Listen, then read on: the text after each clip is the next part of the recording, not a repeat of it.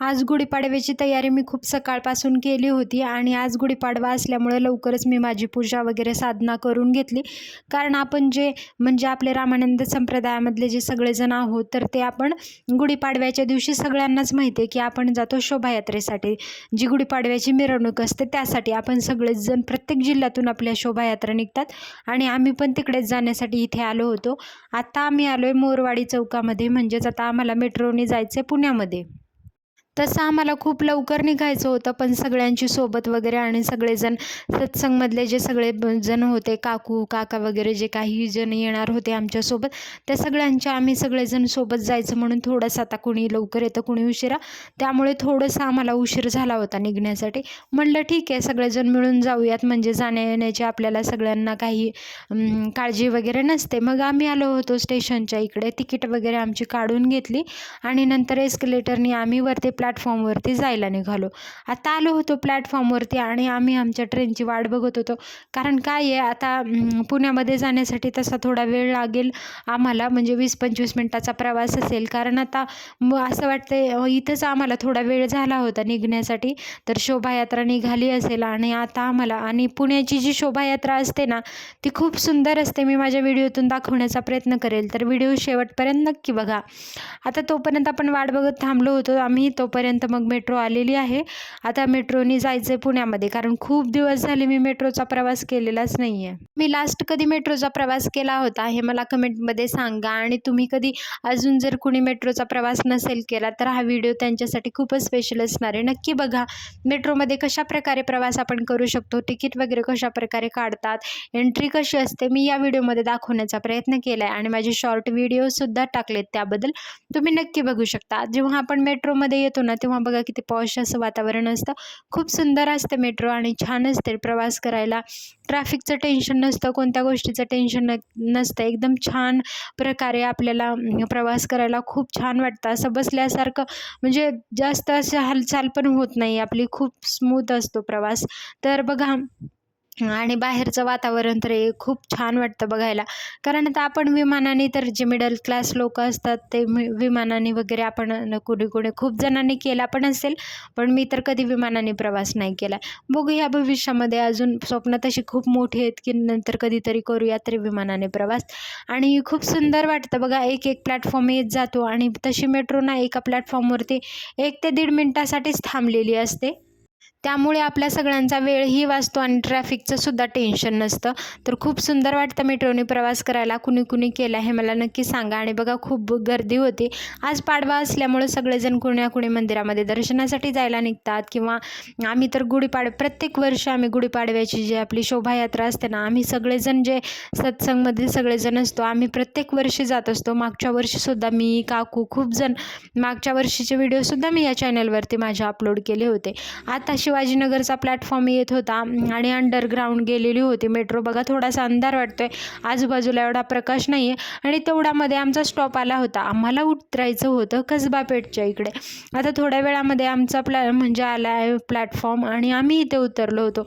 बघा अशा प्रकारे अंडरग्राऊंड होतं म्हणजे प्लॅटफॉर्म हा. तर आता आपल्याला जायचं आहे वरती. तर बघा मेट्रोचे दरवाजे आतमध्ये आणि बाहेर असे काचेचे डोर असतात, पूर्ण बंद असतं, बाहेरून काचसुद्धा असते. आणि जेव्हा आपली मेट्रो त्यावेळेस येते ना तेव्हाच ते काचेचे डोर वगैरे उघडतात. तर किती मोठं असं एस्केलेटर आहे ना, किती उंच आहे. तर सगळेजण ना पहिल्यांदा मला त्यांनी वरती पाठवलं आणि म्हणाले की तू वर जाऊन व्हिडिओ घे. बघा माझ्या असण्याचा ते फायदा खूप छान प्रमाणे घेतात आणि खूप मजा येते सगळेजण असताना. मग मी त्यांना म्हटलं ठीक आहे, मी वरती जाते, तुम्ही सगळेजण इथे थांबा, मग नंतर वरती येताना मी तुमचा व्हिडिओ बनवते. एवढे मोठे एस्केलेटर बघा तुम्ही किती लांब आहे ते. मी एवढं मोठं म्हणजे इकडेच आहे, कारण जे मॉलमध्ये वगैरे असतात ते खूप छोटे असतात, किंवा प्लॅटफॉर्मवरती सुद्धा लहान मोठे असेही असतात. हे जे आहे ते खूप मोठं असं वाटलं एस्केलेटर मला. मग मी वरती आले होते आणि सगळ्यांना नंतर वरती येऊन म्हटलं की हां चला आता तुम्ही या, मग नंतर ते येतात. बघा खूप मजा येते सगळेजण सोबत असताना, आणि माझे सगळे व्हिडिओ फोटोज चालू असतात तर ते खूप एन्जॉय करतात. आता मग मी थोडंसं वरती येऊन थांबले होते. बघा वरती असं, आणि अजून आपल्याला 2-3 प्लॅटफॉर्मवर जायचं आहे. मग मी त्यांना सगळ्यांना म्हटलं, की तुम्ही वरती या म्हणून. मग ते रेडी मग वर यायला चालू झाले होते. त्यांना व्हिडिओ घ्यायचा होता सगळ्यांचा आणि सगळ्यांना ते व्हिडिओ पाठवायचे सुद्धा आहेत. ही पण कामं असतात मला बघा. मग माझे व्हिडिओ तर मी बनवतेच, मग त्यांना ते पाठवायचे होते आणि ते माझे व्हिडिओ सगळे बघतात सुद्धा. खूप छान वाटतं त्यांना. मग अशा प्रकारे त्यांनाही खूप छान वाटलं आणि मग नंतर आम्ही थोडीशी आमची मौज-मजा चालूच होती. कारण सगळेजण असल्यावर वेळ कसा जातो ना कळतच नाही. आणि आमचाही आजचा आपल्या पाडव्याचा दिवस म्हणजे आपली सगळी पूजा वगैरे सगळ्या गोष्टी करून घरून निघालोच होतो. पण आपल्या मित्र-मैत्रिणींसोबत घातलेलाही खूप आनंदाचा क्षण असतो बघा. हे सगळेजण खूप छान पद्धतीने आजचा दिवस साजरा करण्यासाठी आम्ही सगळे एकत्र आलेलो होतो. खूप छान वाटलं आणि अजून एक काकू राहिल्या होत्या, त्या पण येत होत्या. बघा फोटो काढण्यामध्येच ते पण बिझी होते. आणि मग अशा प्रकारे मग नंतर वरती जायचं होतं अजून आम्हाला. अजून एस्केलेटरनी वरती गेल्यावरती मग आमचा बाहेर जाण्याचा प्लॅटफॉर्म आला, म्हणजे बाहेर जायचं होतं आम्हाला. आणि ह्या ज्या काकू होत्या त्यांना एस्केलेटरची खूपच भीती वाटत होती. ते यायलाच तयार नव्हते. मग ताईंनी त्यांना पकडून आणलं होतं. ताईंनी त्यांना एस्केलेटरवरती चढायला, उतरायला वगैरे शिकवलं होतं. मग त्या यायला रेडी झाल्या आणि अशा प्रकारे आम्ही आलो होतो. आमचा जो स्टॉप होता कसबा गणपती, कसबा पेठीकडचा, तर हे मेट्रो स्टेशन आहे ते. आणि बाहेर आल्यानंतर अशा प्रकारे मग आम्हाला जायचं होतं मंदिराकडे. मग एक आजीने आम्हाला मंदिराकडे जाण्याचा रस्ता सांगितला, कारण मागच्या वर्षीच आम्ही नेमकं इकडं आलो होतो. जाताना आपल्याला खूप सगळे गणपती बाप्पांची मंदिरं इकडे छोटी-मोठी अशी पाहायला मिळतात. कारण पुण्यामध्ये ना मेन म्हणजे आधीच म्हणतात, की गणपती बाप्पा म्हणजे हे आपलं ग्रामदैवत पुण्याचं आहे असं बोललं जातं. आणि कसबा गणपती मंदिराकडे आम्ही तोपर्यंत पोहोचलो होतो. आता इकडे बघा किती सुंदर असं मंदिराचं म्हणजे डेकोरेशन केलेलं आहे. खूप सुंदर वाटत होतं. वातावरण खूप छान होतं इकडे. आणि नंतर ना इकडे बघा गुढी वगैरे अशा प्रकारे उभारण्यात आली होती. छान वाटत होतं वातावरण. आता दर्शनासाठी आपण आज जाऊयात. आणि या शोभायात्रा ना पुढे गेली होती, पण म्हटलं की आता आलोय आपण तर दर्शन घेऊन जाऊयात. गणपती बाप्पाच्या दर्शनानेच आपल्या म्हणजे छान दिवसाची सुरुवात करूयात. आणि आम्ही सगळे निघालो मंदिरामध्ये दर्शन घेण्यासाठी. तर बघा खूप सुंदर अशी गुढी उभारण्यात आली होती. आतमध्ये सुद्धा मंदिराची खूप छान सजावट होती आजच्या दिवशी. आणि सगळ्यात महत्त्वाचं म्हणजे बघा ना, डिसेंबर महिन्यामध्ये म्हणजे गणपती बाप्पांचं जे 90 किलो शेंदूर लेपन जे झालं होतं ते शेंदूर काढण्यात आलंय. मग मागच्या वेळी जी गणपती बाप्पांची मूर्ती होती ती वेगळी होती आणि यावर्षी वेगळी असणार आहे. मी व्हिडिओमध्ये माझ्या दाखवण्याचा नक्की प्रयत्न करेल.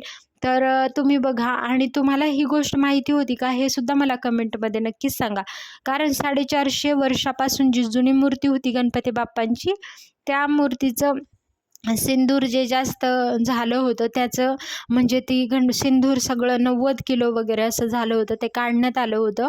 आणि आत्ता गणपती बाप्पांची खूप सुंदर अशी मूर्ती आहे. मागच्या वर्षी वेगळी होती, तर मी तुम्हाला दाखवण्याचा प्रयत्न करेल. बघा मंदिराचं वगैरे खूप मंदिर जुनं आहे आणि मंदिराचं डेकोरेशन खूप सुंदर होतं. आजूबाजूला अशा प्रकारे गणपती बाप्पांच्या काही मूर्ती वगैरे जे वरती असं चित्र वगैरे काढण्यात आलेले आहेत. खूप सुंदर लीला आहेत त्या.